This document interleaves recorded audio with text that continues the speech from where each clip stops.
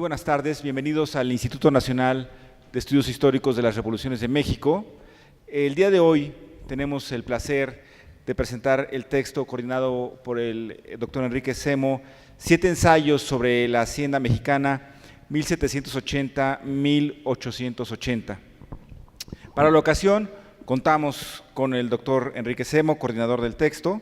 Él estudió Economía en la Escuela Superior de Derecho y Economía en Tel Aviv. Es egresado de la carrera de Historia por la Facultad de Filosofía y Letras de la Universidad Nacional y doctor en Historia Económica por la Universidad Humboldt de Berlín. Es investigador emérito de la UNAM y forma parte del Sistema Nacional de Investigadores desde 1984. El doctor Semo ha contribuido en forma decisiva al impulso de la historia económica como disciplina académica. En la Facultad de Economía fue jefe de la División de Estudios Superiores, el primer jefe de la división entre 1972 y 1975. Además, es fundador del programa de doctorado en octubre de 1976, con el cual la Escuela de Economía pasó a ser facultad. Entre 1980 y 1982, el doctor Semo alentó la creación del Centro de Estudios Contemporáneos en el Instituto Científico de la Benemérita Universidad Autónoma de Puebla, y de 1984 a 1986 participó en la fundación de la Maestría en Historia Regional de la Universidad Autónoma de Sinaloa. También estableció la licenciatura en Historia por la Universidad Autónoma de Ciudad Juárez. Entre su vastísima obra, citaremos solamente Historia del Capitalismo en México, Los Orígenes, 1521-1763, un libro indispensable, Historia Económica y Social de la Nueva España, en el 2006 en una edición corregida y actualizada, y México del Antiguo Régimen a la Modernidad, Reforma y Revolución, editado en el 2010. Igualmente nos acompaña el doctor Jorge Basabe. Él es licenciado en Administración de Empresas por la Universidad Iberoamericana y maestro y doctor en Economía por la Facultad de Economía de la UNAM. En la actualidad es profesor investigador del Instituto de Investigaciones Económicas de la propia Universidad Nacional. Forma parte del Sistema Nacional de Investigadores y es miembro de número de la Academia Mexicana de Economía Política. En 2010 obtuvo el reconocimiento a la trayectoria académica y profesional por la Academia Mexicana de Ciencias Económicas, y sus líneas de investigación se enfocan principalmente al estudio de los grupos empresariales mexicanos y las cadenas productivas internacionales. Entre sus títulos podemos citar la obra en coordinación con Miguel Rivera, Globalización, Conocimiento y Desarrollo, de la obra Teoría y Estrategias del Desarrollo en el Contexto del Cambio Histórico Mundial, editado por Porrúa en el 2009, y algunos aspectos de la técnica agrícola en las haciendas, contenido en la obra 7 ensayos sobre la Hacienda Mexicana que presentamos el día de hoy. Igualmente nos acompaña la doctora María Eugenia Romero Ibarra. Ella es licenciada y maestra en Historia por la Universidad Amistad de los Pueblos de Moscú de la antigua Unión Soviética. Maestra en Estudios Latinoamericanos por la Facultad de Filosofía y Letras de la UNAM y doctora en Historia por la misma Casa de Estudios. En la actualidad es profesora de licenciatura y posgrado en la Facultad de Economía de la Universidad Nacional e igualmente forma parte del Sistema Nacional de Investigadores. Entre 1972 y 1973 forma parte del grupo de académicos que creó el primer programa de posgrado de Economía en México y América Latina. En 1976 participó en la creación de su programa de doctorado. Igualmente, por su trayectoria académica, ha recibido diversas distinciones y reconocimientos, como por ejemplo el Premio Salvador Azuela que otorga este instituto en 1997, el Premio Sor Juana Inés de la Cruz, que otorga la Universidad Nacional en el 2005, y el reconocimiento al mérito académico que otorga también la Universidad Nacional en el 2007. Sus líneas de investigación se enfocan al estudio de los grupos empresariales, financieros y bancarios, la historia institucional y del desarrollo económico regional. Entre sus publicaciones tenemos Historia Económica y Tendencias Recientes del 2009, El éxito del gachupín, Empresas y empresarios españoles en México, de la revolución a la globalización en el 2011, y Producción y Mercado San José Colman y anexas 1788-1789, que está incluido en el texto que hoy presentamos. Le cedo la palabra a la doctora Patricia Galeana, directora general de este instituto.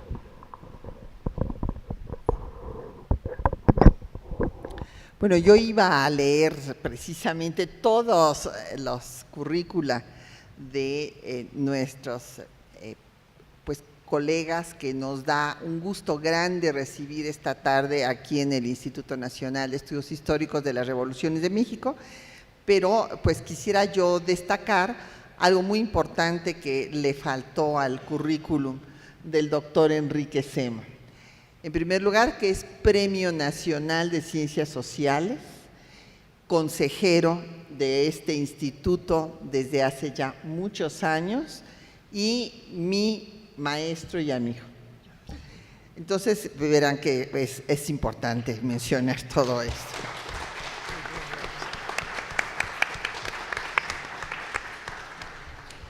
Y pues nos da muchísimo gusto poder presentar esta obra, que es una nueva versión de los trabajos que el doctor Enrique Semo coordinó por allá por 1972-73, un seminario sobre la hacienda mexicana en el siglo XIX. Esto fue en el instituto, si es instituto o es centro se llama, Centro de Investigaciones Históricas del INAH, y la idea del doctor Semo como maestro, formador de nuevas generaciones de historiadores y especializados en el tema de historia económica, era justamente formar a estos jóvenes, siguen siendo jóvenes desde luego, pero entonces estaban más jóvenes, que acababan de egresar de la carrera y que pues quería el doctor que se formaran en la investigación, y pues fue el resultado. Ahora viene con nuevos documentos que ya nos va el doctor Semo a dar cuenta de ellos. Yo nada más les quiero quitar un segundo para recordar a una muy querida historiadora que ya no está con nosotros, que es la doctora Silvia González Marín, y que fue una de las autoras de esta obra. Ella pues muchas veces colaboró también aquí con este instituto, entonces pues quiero hacer un recordatorio de su obra, de su dedicación por nuestra profesión, y ella es la autora de la historia de la hacienda de Chapingo, que pues ustedes saben, ya después nuestros autores y el coordinador nos darán cuenta de ello. O sea, se estudian haciendas, lo mismo del Estado de México, que de Oaxaca, de Veracruz y de Hidalgo. Entonces, pues sin más, le pido al doctor Enrique Semo que nos haga la presentación. En primer lugar, me siento tremendamente honrado con un público que se atrevió a retar una lluvia que más bien era un diluvio. Yo no sé si sigue, pero se debe tener un gran amor por la ciencia histórica para venir pese a todas las dificultades. Yo creo que incluso si hubiera habido una tormenta, ustedes habrían llegado, y por eso me siento muy honrado. Miren ustedes, primero les voy a explicar brevemente qué es el libro y quiénes lo hicieron. Es el resultado de un seminario en el cual se discutieron ampliamente las teorías vigentes en los años 70 sobre esa institución fundamental que es la hacienda. Y también los problemas que surgieron en el proceso de investigación, que todo él fue realizado con fuentes primarias.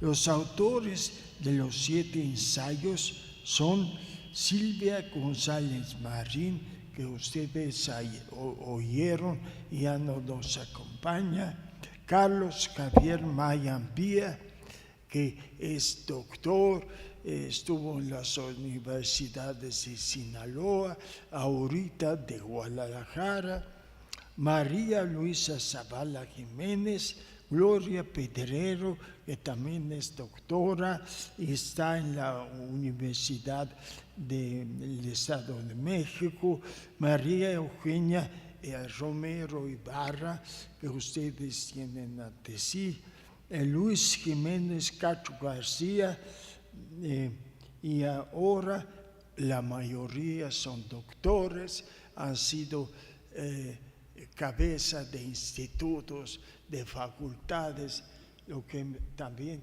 me honra profundamente. La existencia de la hacienda presupone la expansión territorial. La hacienda fue una propiedad que estaba en constante pleito. Para un mercado local estrechamente limitado, el único medio que contaba la hacienda y el hacendado para acrecentar su participación en ese mercado, o incluso para establecer un monopolio que todos perseguían, era eliminar a sus competidores. Y eso se lograba ante todo apoderándose de su base de sustentación, la tierra. Por eso un hacendado emprendedor estaba en pleito permanente con sus vecinos y hacen esos hacendados comuneros, órdenes religiosas o rancheros. A eso se suma el control de las fuentes de agua, que también era motivo de pleitos, de los bosques y otros recursos naturales. Pero era el control de la mano de obra que vivía en aldeas comunitarias, se lograba a través de esos pleitos legales o no. Había que imponer a la comunidad la escasez de tierra y obligar a algunos de sus miembros a venir a trabajar a la hacienda. Otro ese es un primer, era gente peleadora los hacendados. Otro es la existencia de 2 tipos de hacendados. Una oligarquía terrateniente, unas pocas cientos de familias que tenían enormes extensiones en propiedad. Miles de hectáreas en distintas partes del país. Un hacendado que no quiero nombrar aquí porque sus vástagos siguen viviendo todavía. Un hacendado decía que cuando quería ir de México, ciudad en donde tenía grandes haciendas, hasta Tamaulipas, no salía de sus tierras. Todo el viaje se hacía en tierras suyas. Eran dueños de haciendas mayores. Y había otro tipo de hacendados, menores, que se compraban y vendían regularmente tierras en el mercado. Los grandes terratenientes se amparaban durante la colonia en el mayorazgo para evitar la división de sus latifundios. Después de la independencia, lo hacían a través de sus relaciones con el Estado o la Iglesia. Todavía después de la reforma agraria, en 1940, oigan bien eso, seguían siendo muy poderosos los hacendados, que por cierto no fueron expropiados durante la revolución, o muy pocos de ellos. Aun cuando los ejidos tenían casi 50% de la tierra cultivada en 1940, insisto, había en México 9,000 predios de más de 1,000 hectáreas cada uno, 1,472 predios de más de 10,000 hectáreas y 301 de más de 40,000 hectáreas. Los últimos representaban el 25% de la tierra de labor. Después de la reforma agraria, los que tenían más de 40,000 hectáreas representaban 25% de las tierras de labor. Los últimos también resaltan la importancia de otros dos protagonistas de la vida de la hacienda. Aparte del dueño, estaban los administradores, en su mayoría españoles. Y por eso decían los zapatistas que el problema de México fueron los españoles.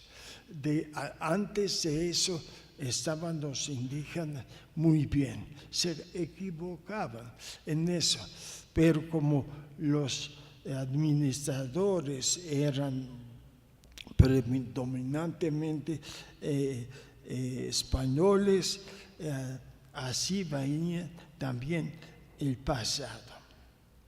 Y luego había otros, los arrendatarios de haciendas, gente que arrendaba una hacienda, le pagaba una cantidad fija a su dueño y el dueño lo que le pagaba el arrendador era exactamente la tasa de interés de su tiempo, alrededor de 5,5%, y así el dueño de las tierras no se tenía que preocupar por la producción y recibía sus intereses en un chequecito. Bueno, entonces no había chequecitos, contante y sonante, ¿verdad?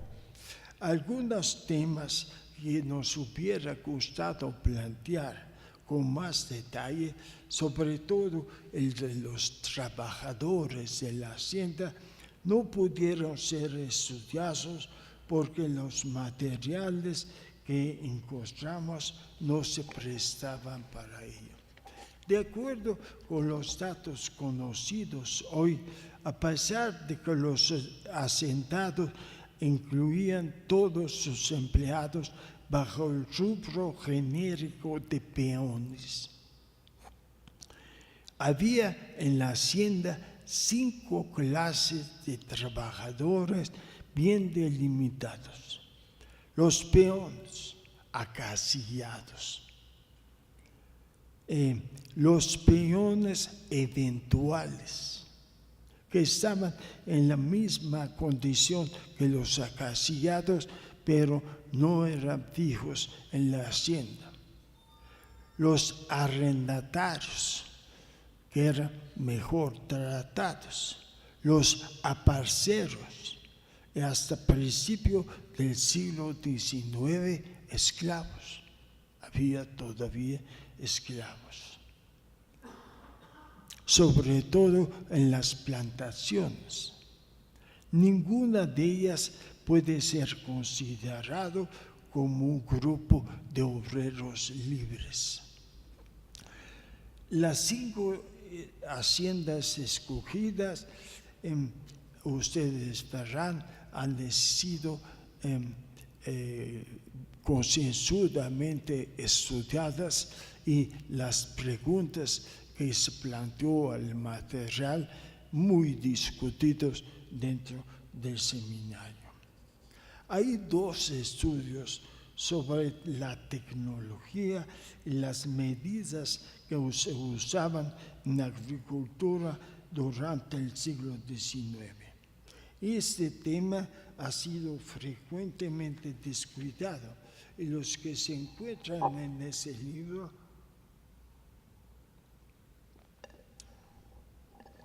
son ambos pioneros de su tema.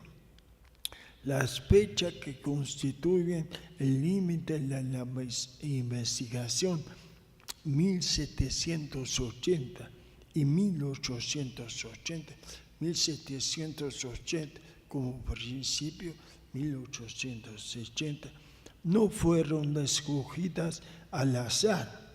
El objetivo era proporcionar estudios de hacienda a lo largo del siglo XIX, tema sobre el cual muy pocos estudios existían en esa época, en los años mediados de los 70.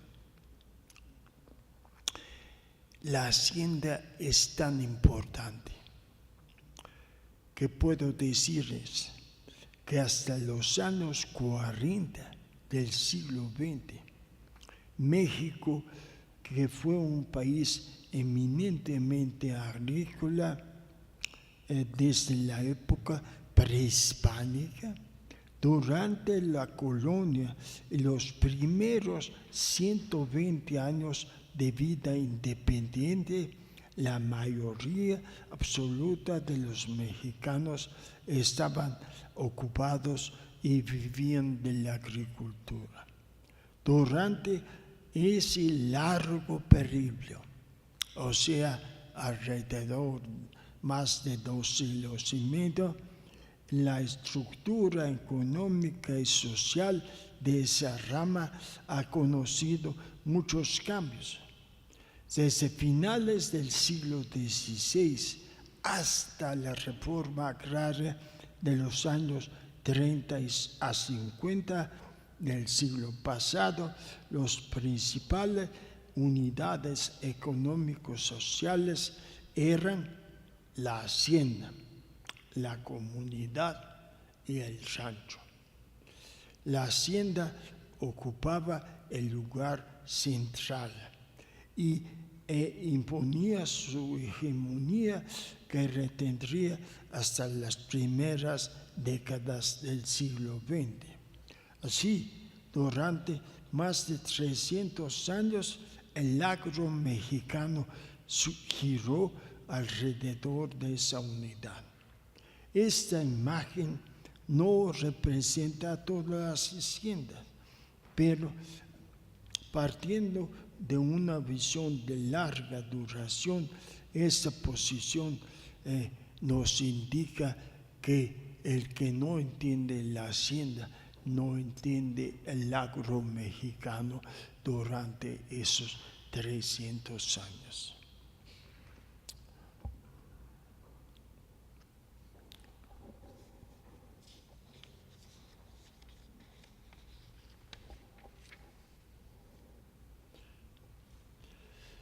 Parecía en el Porfiriato, a finales del siglo XIX, que una parte de las haciendas se modernizaba, se abría a la tecnología moderna. Incluso algunas de las haciendas instalaron ferrocarriles interiores para transportar sus bienes y hicieron un un ensayo que no salía bien, de meter todos los abonos y la tecnología, la manera de trabajar la tierra modernas. No salió bien porque la mano de obra era tan barata que el que invertía en máquinas se arruinaba y eso no funcionaba muy bien. Y la hacienda cometió el grave error en tiempos del porfiriato de quitarles a las comunidades prácticamente todas sus tierras, sobre todo en ciertos lugares, acaparándola porque el ferrocarril que permitía exportar sus productos y que permitía un mercado mucho más amplio dentro del país, hablaba de grandes ganancias. Y al expropiar las comunidades no se dieron cuenta que los comuneros no eran peones y que los peones también no eran totalmente entregados a la hacienda y produjeron lo que conocemos como la Revolución Mexicana. Así, México no tuvo que esperar que las haciendas se modernizaran para que la agricultura mejorara y se fue por un camino totalmente diferente. Tierra a los ejidos, a los pequeños campesinos, inversión de los bancos nacionales para dar capital a los nuevos campesinos y daba la impresión de que hasta hoy día ya el problema del latifundio y de los trabajadores semi-esclavos se había reformado. Pero, mis amigos, en 1992 se reformó el artículo 27. En 1992, cada uno piense en qué época de quién. Se reformó el artículo 27 constitucional para darle una orientación hacia la consolidación de la propiedad privada y la apertura a la inversión corporativa nacional y extranjera. Además, se aprobó una nueva ley de bienes nacionales que en 20 años ha transformado radicalmente el paisaje rural de México.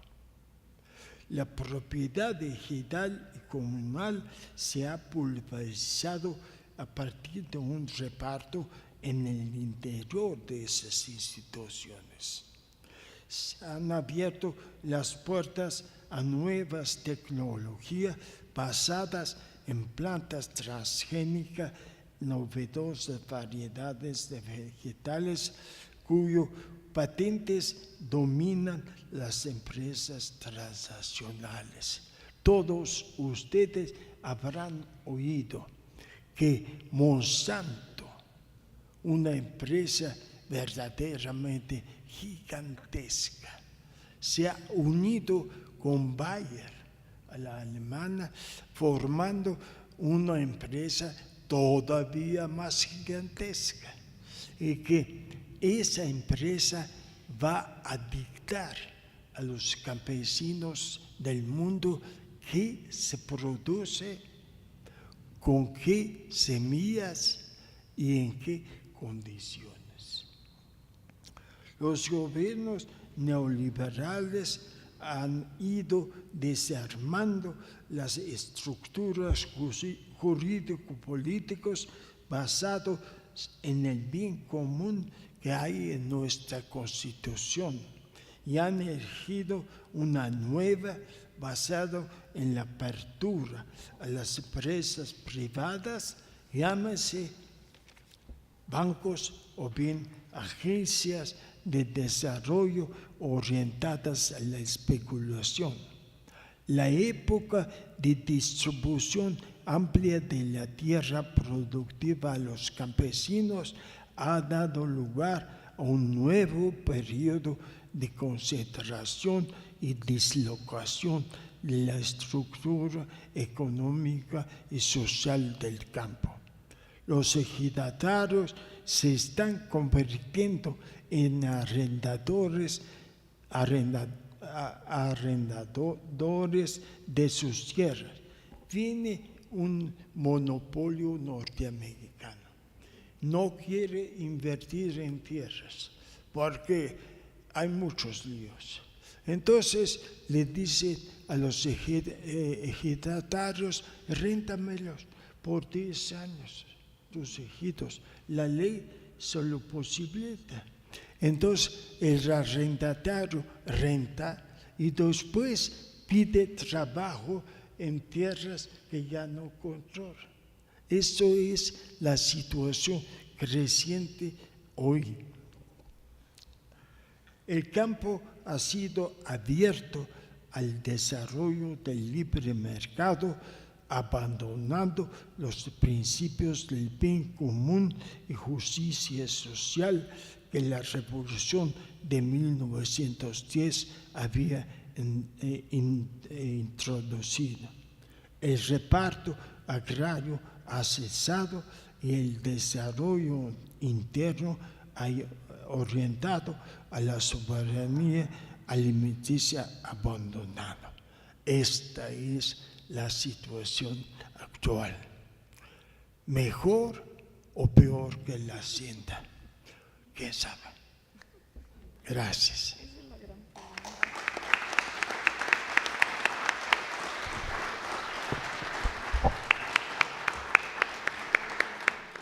El doctor Semo fue su maestro, lo cual quiere decir que fue maestro en sus obras, pero fue maestro de todos nosotros. Entonces, con este equipo de trabajo con el que producimos este libro, creo que todos los que ahí participamos aprendimos cómo se coordina un grupo de investigación. El resultado fue este libro y sobre todo cómo un coordinador puede ser muy generoso con sus ideas. Creo que eso es lo que fue Enrique con todos nosotros. Mi formación académica comenzó ahí y mi muy querida amistad con Enrique también. Bueno, a mí me tocó investigar el capítulo, dedicarme al capítulo sobre algunas técnicas agrícolas en las haciendas. Y trabajé básicamente inventarios. Los que conozcan lo que es un inventario, lo primero que pensarán, estoy seguro, es que es un documento de gran aridez, muy aburrido.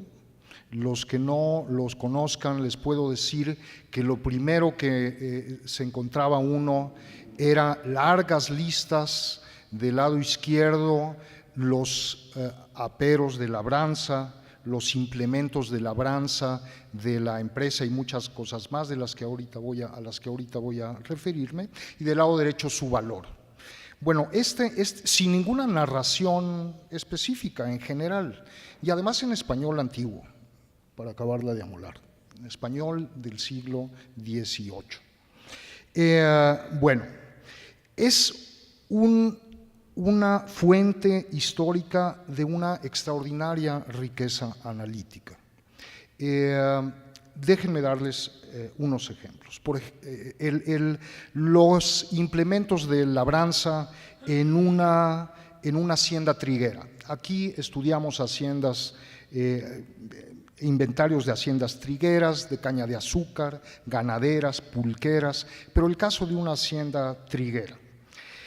Por encontrar el tipo de instrumentos y aperos de labranza que estaban ahí, podemos hacer deducciones apoyados en muchos otros documentos de la época, o que hablan de la época, por supuesto, cuál era el sistema de cultivo y de cosecha que tenían. Entonces podemos ubicar si estaban en una etapa muy rudimentaria o ya habían avanzado hacia equipo más mecanizado.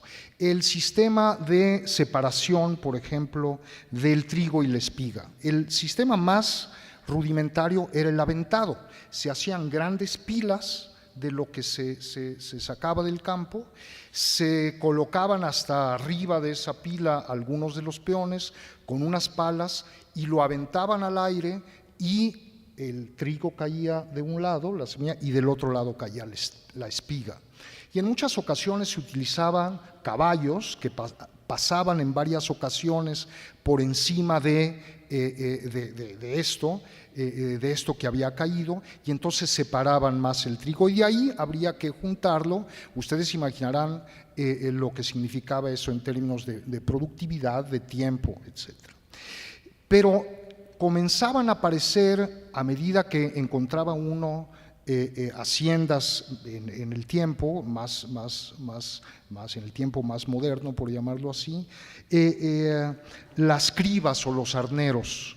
Eso ya era un gran avance, hasta que comenzaron a aparecer las segadoras o las trilladoras de vapor. La primera trilladora de vapor se puso en funcionamiento en California en 1800.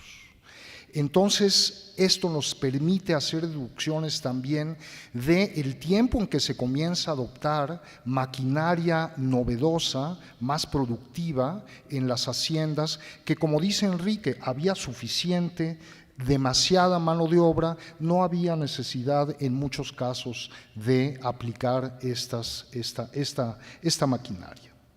Otro tipo de deducciones y de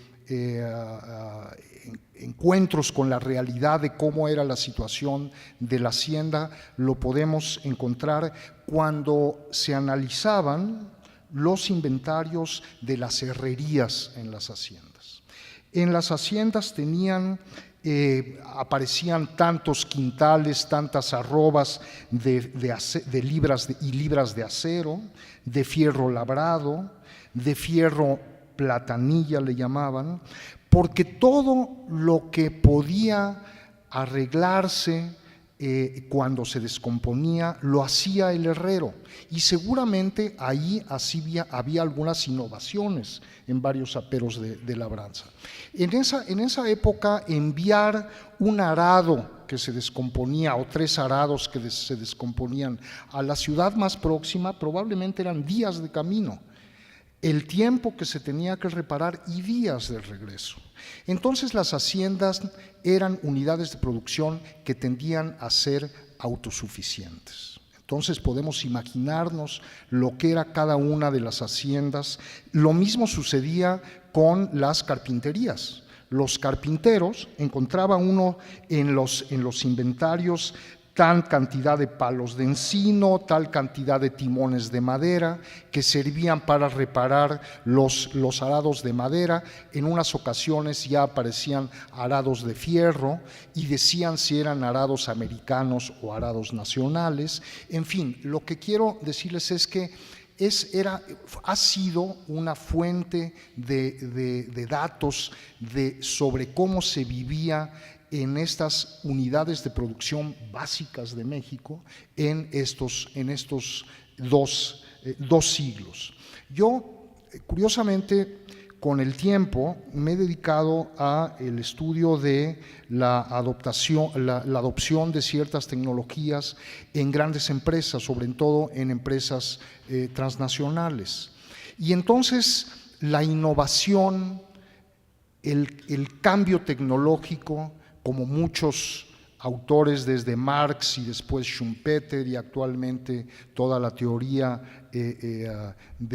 institucional y los teóricos evolucionistas lo afirman, es la base, el avance tecnológico para el cambio económico. Bueno, en ese entonces tenemos que muchos de las innovaciones y de la aplicación de nuevas tecnologías estaban en las haciendas y podía uno acercarse al menos a entenderlo por medio del análisis de estas listas interminables, aparentemente áridas, pero muy interesantes documentos históricos. Estamos hablando además de un conjunto de inventarios. En este trabajo, en este capítulo, analicé 66 inventarios, aproximadamente de 40 haciendas, 42 de la segunda mitad del siglo XVIII y 14 del siglo XIX, y solo teníamos 2 de referencia en el año de 1704-1901,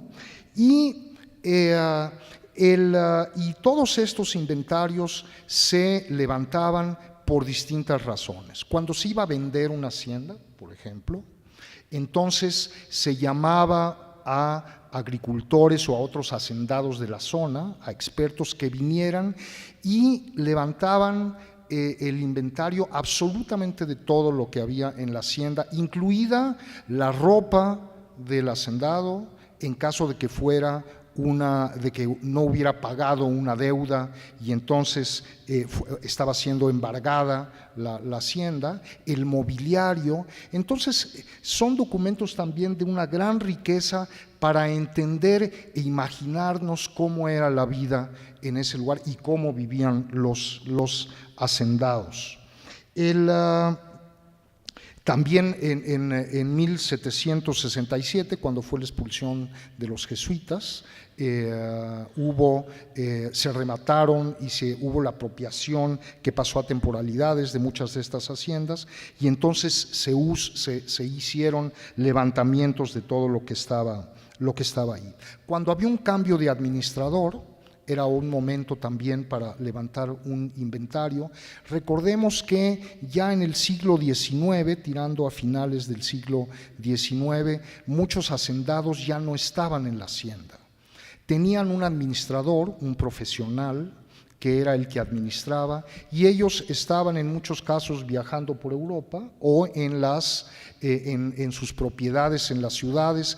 Esto fue la razón por la que muchos hacendados perdieron las haciendas, algunos después de la Revolución Mexicana, pero tenían ya para ese entonces una cantidad de propiedades, de predios en las ciudades que comenzaban a crecer, que comenzaban a demandar, que comenzaban a incrementar el valor de todas sus tierras, y con eso pudieron hacer grandes fortunas. Bueno, los que evaluaban también en muchas ocasiones eran peritos agricultores, pero déjenme decirles que según los datos que analizamos para ese entonces de la Escuela Nacional de Agricultura, había muy pocos graduados entre 1856 y 1895, un periodo de 39 años. Se graduaron entre agrónomos y agricultores, técnicos agricultores, 98 nada más, es decir, un promedio de 2.5 por año, muy bajo, lo cual de nuevo nos refuerza esta idea de la necesidad de ser autosuficiente y de solventar sus propias necesidades. No nos interesa la hacienda nada más por sí misma, igual que actualmente estudiar a las empresas. Lo digo porque yo lo trabajo, yo soy economista, no soy historiador, aquí me siento en desventaja con los historiadores que conocen mucho de todo esto, pero cuando analiza uno, cuando estudia uno una empresa, y en este caso las haciendas, no es solo el ver cómo funcionaba, sino cuál es su relación con la economía, cuál es el vínculo con las condiciones económicas, predominantes, cuáles son los efectos de esa forma de producir. Entonces encontramos algunos datos interesantes cuando comienzan a mecanizarse algunas de estas haciendas, como tenemos dos casos aquí, solo los menciono rápidamente. En Oaxaca, una hacienda del señor Pascual Portilla y otro también del señor Sodi, la hacienda de Candiani. En el momento en que pueden mecanizarla, incrementa su productividad, monopolizan esa producción y encontramos, aquí sí, por otros documentos y otras relaciones de la época, como todos los cercanos, todos los productores cercanos no pueden competir y abandonan el campo. Es decir, además tenemos que, y lo sabemos, que no solo era lo que producía la hacienda, sino las tierras baldías y los cercamientos, impidiendo que nadie más pudiera producir en las zonas cercanas, pues le daba a la hacienda una capacidad de monopolio en su zona muy, muy importante. Hubo un conjunto de documentos adicionales a los que recurrimos en este trabajo, como el Boletín Agrario Industrial del Estado de Jalisco, la revista El Progreso de México, el Semanario Económico de Noticias Curiosas y Eruditas, así se llamaba, sobre agricultura, artes y oficios, el Diccionario de Historia y Geografía de Orozco y Berra, por supuesto, pero todo esto en conjunto nos dio y quedó plasmado en este capítulo esta idea de cuál era la vida y el papel central de la hacienda y en qué momento de su productividad se encontraba. Como también lo mencionó ya el doctor Semo Enrique, eran pocas las que se mecanizaron en el siglo XIX, eran pocas las que se habían mecanizado. En el siglo XVIII, la hacienda mexicana tenía un nivel de tecnología aplicada a la agricultura parecido a cualquier país europeo.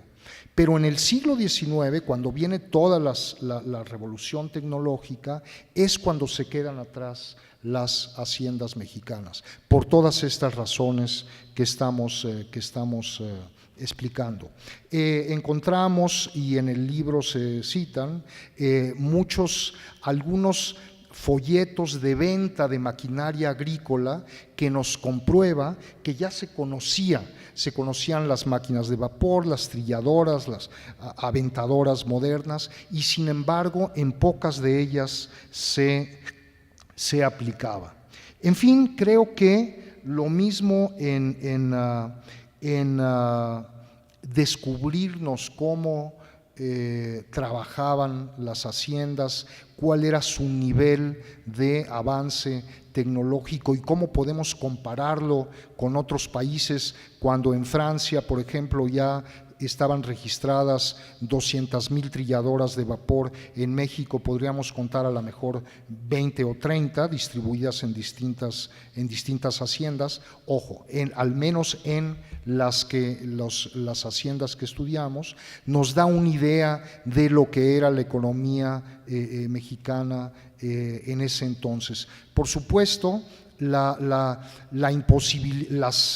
alcabalas, los malos caminos, hasta el momento en que se suprimen con el régimen del porfiriato las alcabalas, se introduce el ferrocarril y muchas de las ciudades comienzan a demandar más productos del campo, entonces hay razones para mecanizarse. Es decir, las leyes siempre es de que puede estar el invento, pero si económicamente no es factible, entonces no tiene por qué aplicarse y no se aplica. En fin, hay una serie de elementos, creo que encontrarán muy interesantes quienes lean este libro, todo el libro, en este capítulo sobre este tema, y pues los invito a que lo revisen. Muchas gracias.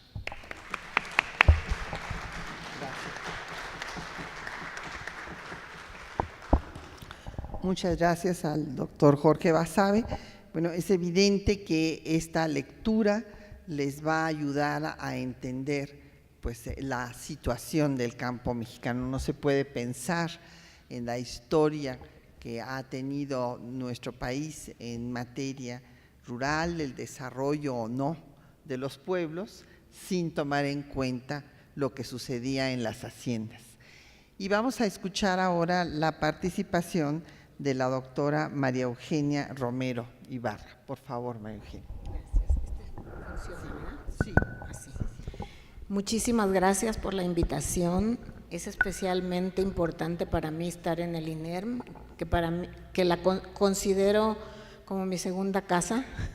Yo fui becaria de este instituto y parte de esto fue este libro que sacamos también aquí, que yo seguí la línea de las haciendas y como resultado de la beca que obtuve en el INERM, que me favorecieron con una beca, pude hacer la tesis de doctorado, que también es sobre una hacienda. Para mí las haciendas significan muchas cosas, además de un objeto de estudio. Son parte de mi vida. Dicen, bueno, se terminaron las haciendas a finales del siglo XIX. Yo nací en una hacienda en 1946.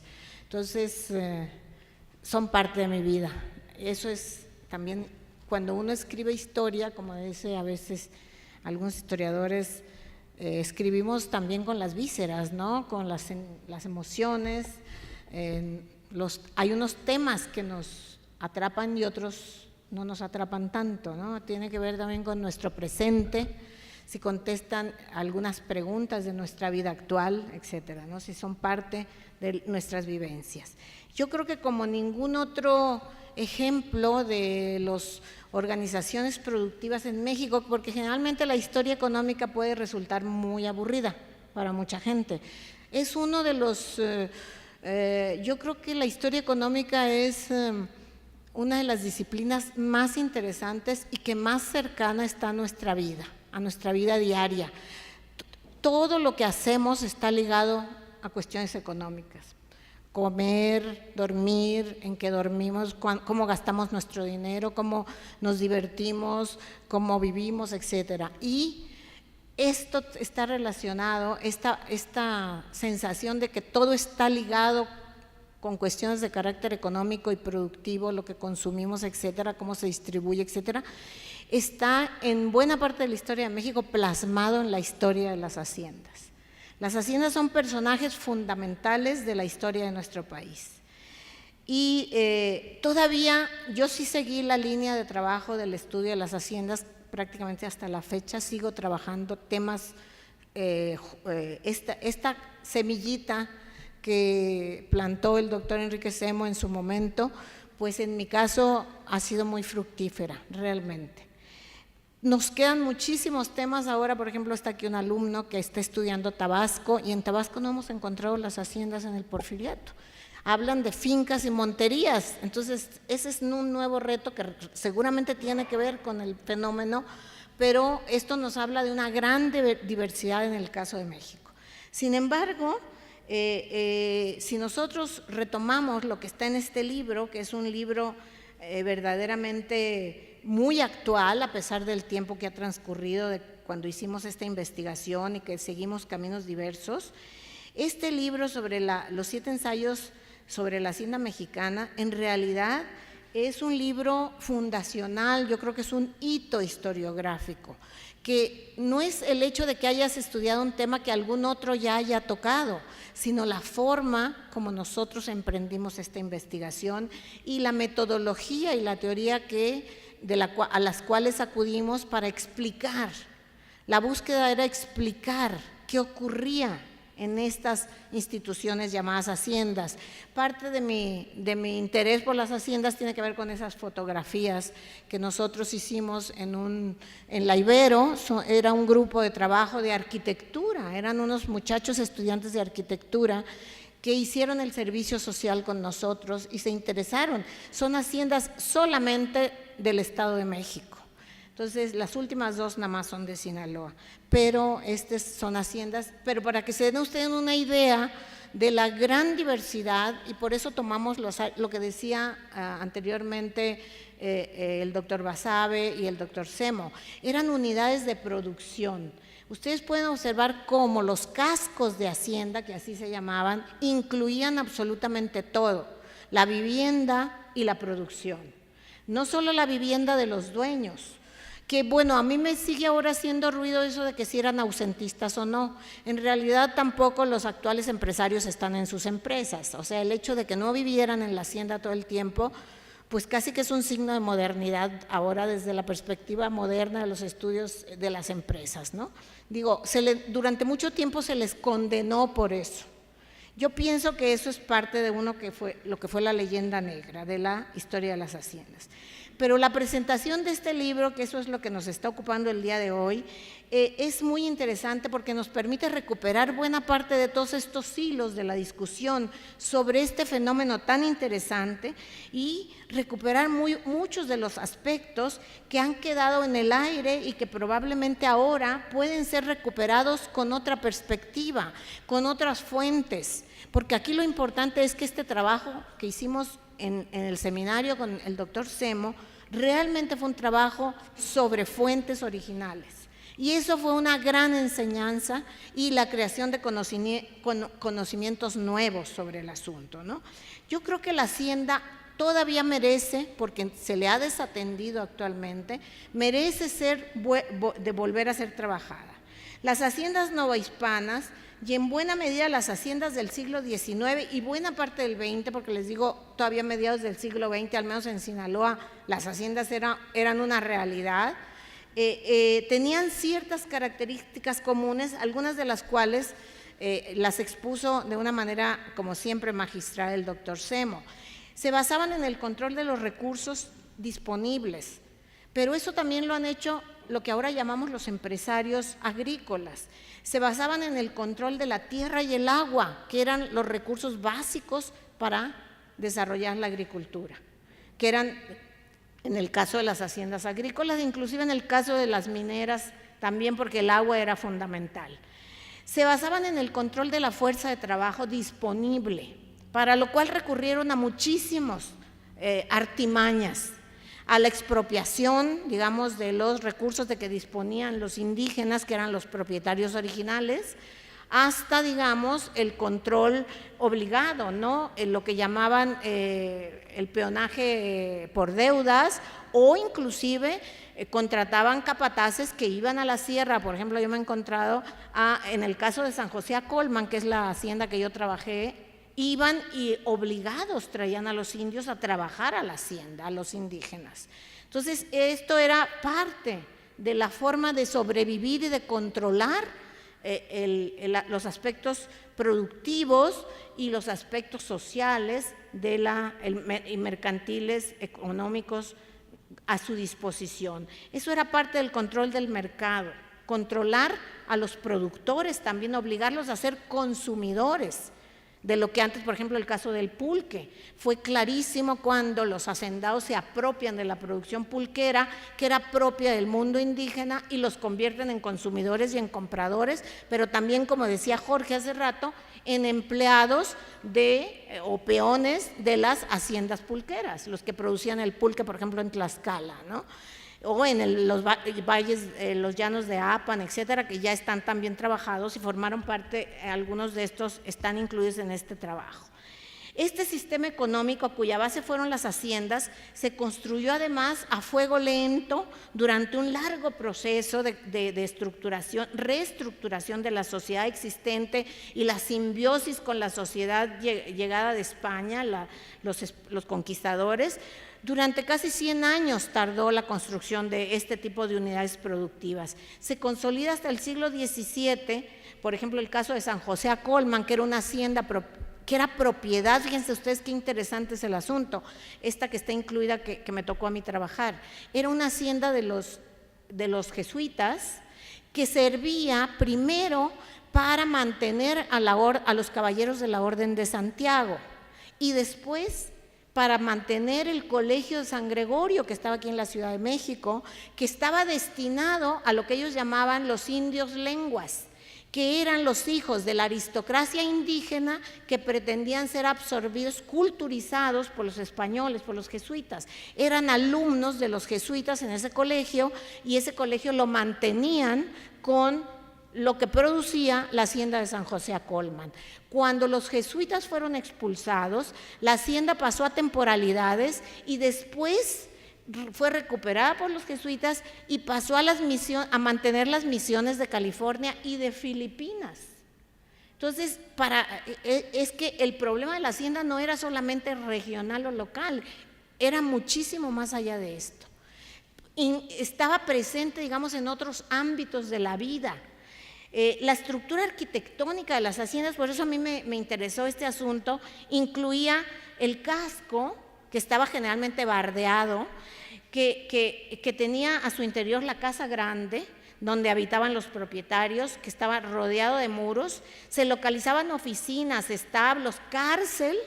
Bueno, la hacienda de mi abuelo tenía cárcel, le llamábamos las Bartolinas, y el que imponía era la ley, digamos, de horca y cuchillo, pues era el dueño de la propiedad, que era mi abuelo. Eso yo lo viví todavía.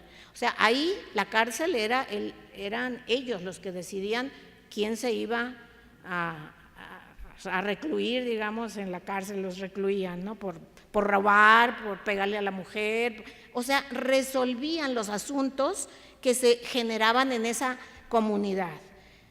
Había escuela, huerta, a veces había teatro, iglesia, tenían pegujales y calpanerías.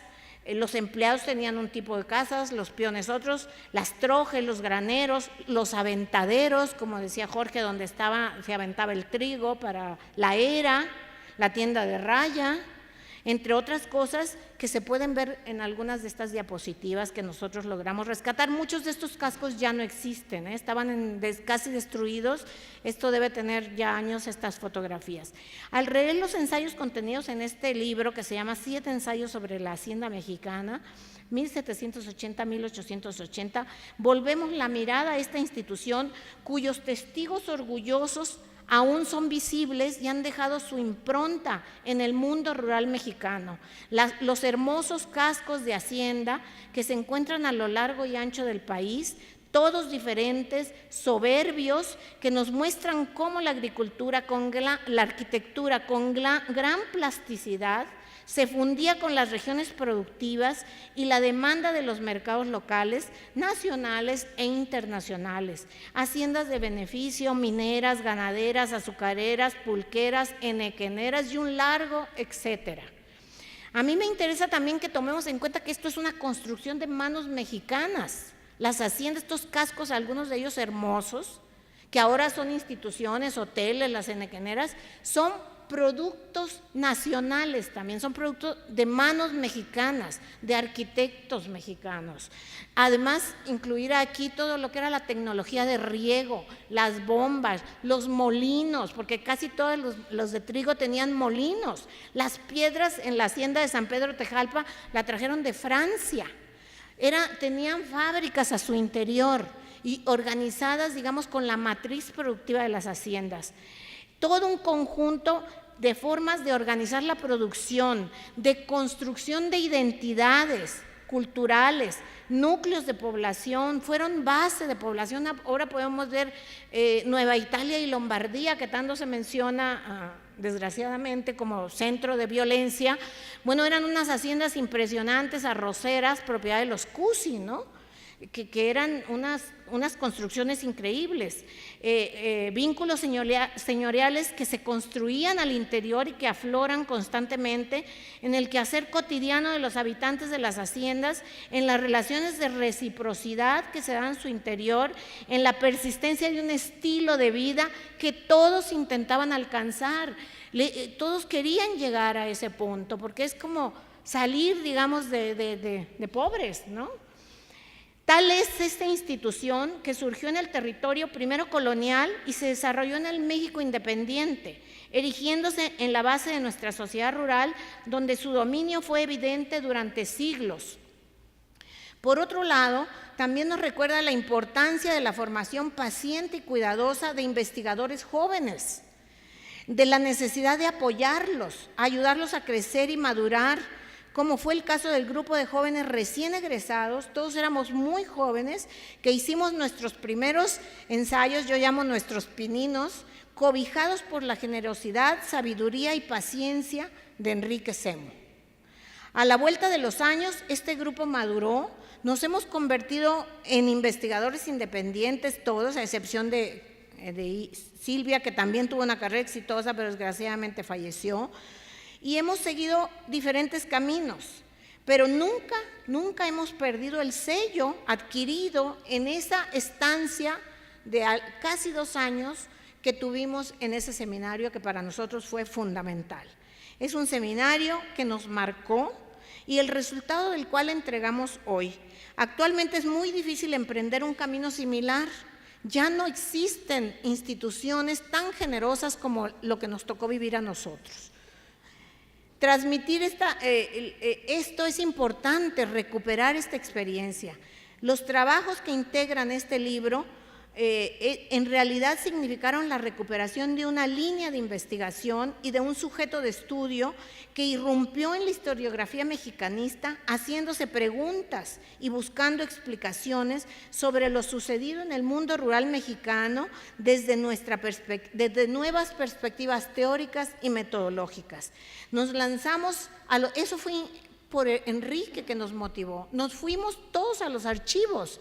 Trabajar archivos verdaderamente se convirtió en nuestra meta para poder realmente penetrar y salir, digamos, de las generalidades hasta de las que se hablaba alrededor de las haciendas.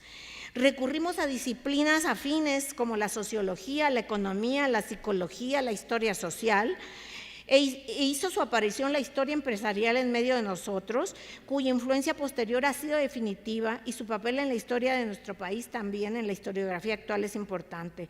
El resultado de estas investigaciones es el que ahora ponemos a su alcance.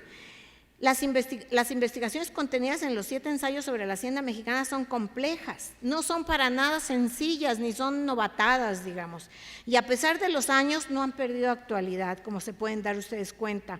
Dejamos de lado la leyenda negra y nos alejamos del paradigma del feudalismo versus capitalismo e intentamos entender a este país en su complejidad, en su simbiosis, en la mezcla de culturas, uno de cuyos resultados más importantes y más notables yo creo que es la hacienda.